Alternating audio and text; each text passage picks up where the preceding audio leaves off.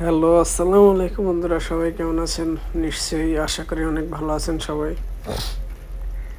তো নতুন একটা রেসিপি আপনাদের জন্য নিয়ে আসলাম। যারা প্রবাসে থাকেন তাদের জন্য অনেক হেল্পফুল হবে।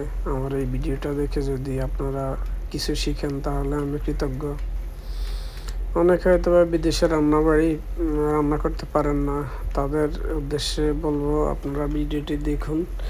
দেখলে আপনারা অবশ্যই শিখতে পারবেন সহজভাবে আমি কিভাবে রান্না করলাম, কিভাবে রান্না করি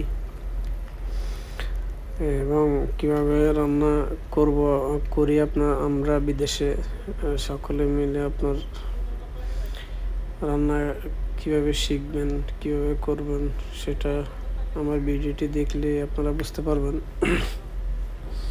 তো দেখুন, আমি আজকের রান্না করতেছি। আমাদের প্যাকেটজাত অনেক ধরনের মুরগির পাখনা পাওয়া যায় বিদেশে মার্কেটগুলোতে। তা আমার আজকের রেসিপি হলো আপনার মুরগির পাখনা এবং আলু দিয়ে রান্না করব, একটু ঝোল করে, ঝোল করে। তো আর কি আমার রান্নাটা। তো আমি প্রথমে পেঁয়াজ এবং মরিচ কুচি করে নিলাম, সামান্য তেলের উপরে আপনার নাড়তেছি, নেড়ে নিচ্ছি ভালো করে, যেন আপনার পেস্টটা একটা লাল লাল হওয়ার পরে তারপরে আমার পরবর্তী ধাপে যাব আমি। পেস্টটি লাল হওয়ার জন্য চুলাটা একটু কমিয়ে দিবেন সবাই। অতিরিক্ত আগুন যদি দেন তাহলে আপনার পেস্টটি একদম কালো হয়ে যাবে, পোড়া যাবে। তো আপনারা এক্ষেত্রে সামান্য একটু কম আগুনের উপরে পেস্টটি নাড়বেন। নাড়তে পেস্টটি আস্তে আস্তে লাল হবে। তো দেখতে থাকুন আমার ভিডিও, আমি কীভাবে রান্না করলাম, রান্না কীভাবে শেষ করব সবই আপনাকে বলবো। আমি এখনও নাড়তেছি, নেড়ে চেড়ে একটু লাল করে নিচ্ছি পেঁয়াজগুলো। পেঁয়াজ যদি আপনি না নাড়েন তাহলে নিচ দিয়ে আপনার লেগে যাবে। দেখা গেছে কিছু লাল হয়ে যাবে, কিছু হবে না। এই কারণে একটু নেড়ে ছেড়ে দিতে হবে। নেড়ে ছেড়ে দিলে আপনার পেস্টে সবগুলোই লাল হবে। তো দেখুন, আমি আমার রান্নার জন্য কি ধরনের মশলা ইউজ করছি। আমাদের বাজারে মশলাগুলো পাওয়া যায়, এখানে সব আইটেম আছে। হলুদ, আপনার রসুন গুঁড়া আছে, লবণ আছে, মরিচের গুঁড়া আছে, তারপরে মিক্স মশলা আছে। তা আমি এগুলো সব ঢেলে দিলাম, কিছু অল্প করে ঢেলে দিলাম পরিমাণ মতো। ঢেলে দেওয়ার পরে এরকম কালার দেখাচ্ছে। দেখুন, আমি চুলা থেকে একটু নামিয়ে আপনার এগুলো ঢেলে তারপরে একটু নেড়ে মিক্স করে নিলাম। মিক্স করার পরে এরকম দেখাচ্ছে আপনার কালারটা। হালকা দিবেন সবাই, আবার অতিরিক্ত দিলে কিন্তু গন্ধ বের হবে মাংস থেকে, পরে খেতে পারবেন না। মানে কোনো কিছু অতিরিক্ত দেওয়া যাবে না, কোনো কিছু আবার কমও দেওয়া যাবে না। পরিমাণ মতো অল্প দিবেন, ঠিক আছে? তো মশলা দেওয়ার পরে আপনার চুলার উপরে বসিয়ে দিলাম হালকা একটু পানি দিয়ে। পানিটা দেওয়ার কারণ এটাই, আপনি যদি খালি মশলা চুলার উপরে দেন মশলাটা পুড়ে যাবে, ঠিক আছে? এই কারণে আপনি সামান্য একটু পানি দিবেন। প্রথমে পানি দিয়ে ভালো করে মশলাটা চুলার উপরে, পেঁয়াজটা দিয়ে চুলার উপরে সব কিছু দিয়ে নাড়বেন,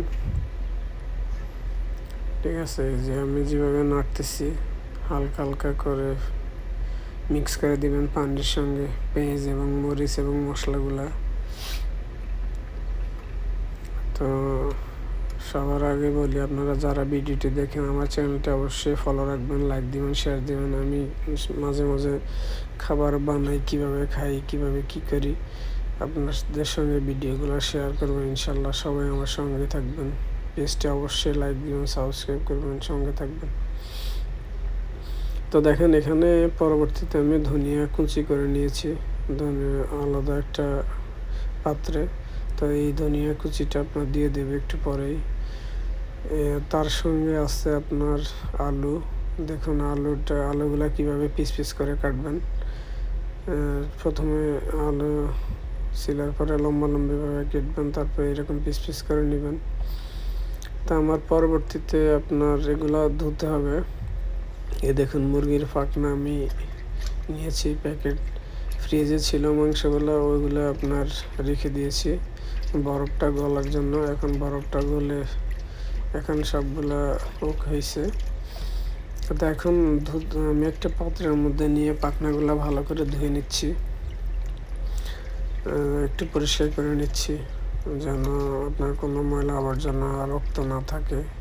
এই কারণে ভালো করে একটু পরিষ্কার করে নেবেন। এই হচ্ছে পাখনা। দেখুন মুরগির পাখনাগুলো এরকম প্যাকেট করা পাওয়া যায় আমাদের মার্কেটগুলোতে, বিদেশের মার্কেটগুলোতে গিলা পাওয়া যায়, কলিজা পাওয়া যায়। তো আমি মুরগির পাখনাটা আনলাম, কারণ মুরগির পাখনা আর আমার অনেক প্রিয় খাবার। তো ভালো করে ধুয়ে নিলাম, ধুয়ে পানিগুলো ফেলে দেখুন এই কড়িয়ার উপরে যে আমি মশলাগুলো নাড়তে দিয়েছিলাম, তারপরে এই পাখনাগুলো এনে এখানে ঢেলে দিলাম। ঢেলে দেওয়ার পরে দেখুন এই মশলাগুলো ভালো করে মিক্স করে দিবেন পাখনাগুলোর মধ্যে, যেন মশলাগুলা প্রতিটা পাখনার ভিতরে যায়। সেভাবে আমি নেড়ে চেড়ে দিচ্ছি।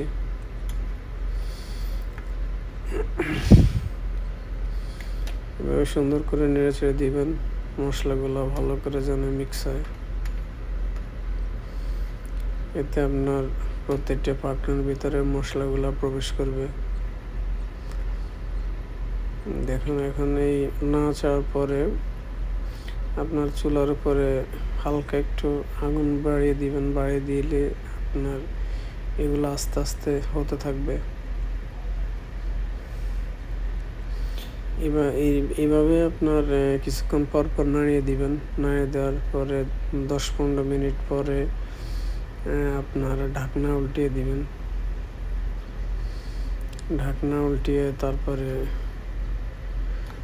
আরেকটা পানি দিবেন। ঠিক আছে, দেখুন আমি এইভাবে এখনো নাড়াচ্ছি, একটু পর পর নাড়াচ্ছি, নাড়িয়ে নাড়িয়ে মশলাগুলো ভালো করে মিক্স করে দিচ্ছি। তো আপনারাও এইভাবেই করবেন। আশা করি আপনাদের সকলের এইভাবে রান্না করা খাবার ভালো লাগবে এবং রান্নাটা আপনারা শিখতে পারবেন। আমি যেভাবে রান্না করতেছি এভাবে খুবই সহজ প্রক্রিয়া। ঠিক আছে, তো আপনারা মশলাগুলো ভালো করে মিক্স করে দেবেন। এখানে আমি দিয়েছি লবণ, মরিচ এবং মিক্স মশলা এবং আপনার রসুন মশলা, রসুনের গুঁড়া আমি ইউজ করেছি, এবং আপনার যেমন কারি পাউডার পাওয়া যায় আমাদের বাইরের দেশে, কারি পাউডার মিক্স পাওয়া যায়। এখানে আপনার গোলমরিচ আছে, তারপরে জিরা আছে, তারপরে আদা মিক্স করা আছে, সবগুলো মিক্স জাতীয় পাউডার পাওয়া যায়। সঙ্গে সামান্য পরিমাণ মতো লবণ আগে দিবেন। বেশি লবণ, অতিরিক্ত লবণ দিবেন না কখনো। অতিরিক্ত লবণ দিলে কি হবে, আপনি খেতে পারবেন না। ঠিক আছে, আপনি খেতে পারবেন না, পরে কড়া হয়ে যাবে। কড়ার কারণে আপনি পরে খেতে পারবেন না। তাই আগে অল্প একটু লবণ দিবেন, অতিরিক্ত লবণ দিবেন না। অতিরিক্ত লবণ দিলে খেতে পারবেন না। তো দেখুন আমি কিছুক্ষণ পরে আপনার আমি আর এই যে পিস করা আলুগুলো ঢেলে দিয়েছি এখানে। আলুগুলো ঢেলে আবার আমি একটু নিয়ে ছেড়ে মশলাগুলো মিক্স করে দিচ্ছি আলুতে এবং মাংসে।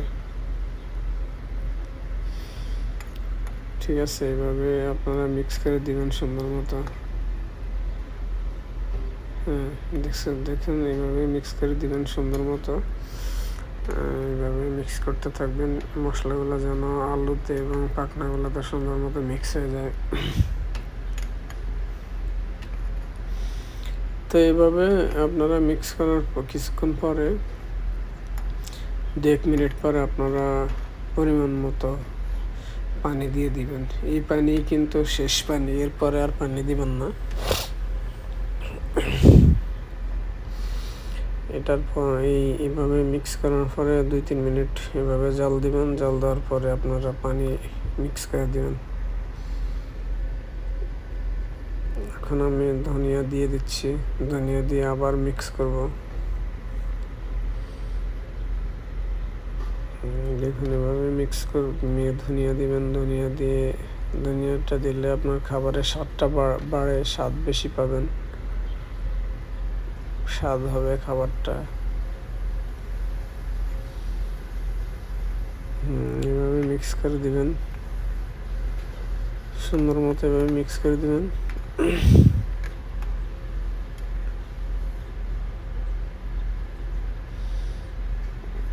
সুন্দর মতো, কেউ আপনার ভিডিওটা স্কিপ করে দেখবেন না, ভালো করে ভিডিওটা দেখবেন সুন্দর মতো, অল্প অল্প করে যেভাবে আমি ভিডিওটা দিচ্ছি পুরো ভিডিওটা দেখবেন, তাহলে আপনি রান্না করা শিখতে পারবেন। অনেক মহিলারা হয়তো বা রান্না করতে পারেন না, যারা শহর এলাকায় থাকেন রান্না করতে পারবেন না, রান্না জানেন না। আসলে কীভাবে রান্নাটা সহজভাবে করা যায় আপনারা রান্না করলে বুঝবেন। অত্যন্ত সহজভাবে রান্না করা যায়। অনেক হয়তো বা বলেন আমি পারি না, আমার দ্বারা সম্ভব না। আসলে আপনার দ্বারা সবই সম্ভব, শুধু একটু দেখলেই হবে। এখন তো আপনার ইউটিউবের যুগ, এখন করা লাগে না, শুধু দেখলে অ্যাপ্লাই করলে হয়ে যায় ইনশাল্লাহ। তো দেখুন আমি আপনার দীর্ঘক্ষণ জাল দেওয়ার পরে, চুলার উপরে দীর্ঘক্ষণ জাল দেওয়ার পরে পরিমাণ মতো সামান্য পানি দিয়ে তারপরে চুলার উপরে আপনার মাংসটা জাল দিচ্ছি। এইভাবে দীর্ঘক্ষণ আনুমানিক 10 থেকে 15 মিনিট আপনার জাল দেওয়ার উপরে রাখবেন পরিমাণ মতো পানি দিয়ে। পরে আর পানি দিবেন না, তার পানি দিয়ে ঢেকে দিবেন খাবারটা। ঢেকে দেওয়ার পরে আপনার দেখুন এইরকম, এখন আমার এটা খাবার উপযোগী হয়ে গেছে। ঝোলগুলো অনেক সুন্দর লাগতেছে। এইভাবে রান্না করা খাবার আপনারা খাবেন। দেখুন আমার রাত্রে খাবারে আছে ডাল, এবং আমি যে রান্না করা খাবারটা বানিয়েছি এই রান্না করা খাবারটা রাত্রে খাবো। তো আমরা প্রবাসীরা অনেক কষ্ট করে ডিউটির পরে রান্না করে খাই। তো আপনারা আমাদের ভিডিওটি দেখবেন, লাইক দিবেন, শেয়ার দিবেন, কমেন্ট করবেন, ভিডিওগুলো কেমন হচ্ছে জানাবেন। আমরা যেন আরও ভিডিও করতে পারি, অনুপ্রেরণা পাই, সেজন্য সবাই আমাদের সঙ্গে থাকবেন লাইক দিয়ে। আসসালামু আলাইকুম, সবাই ভালো থাকবেন।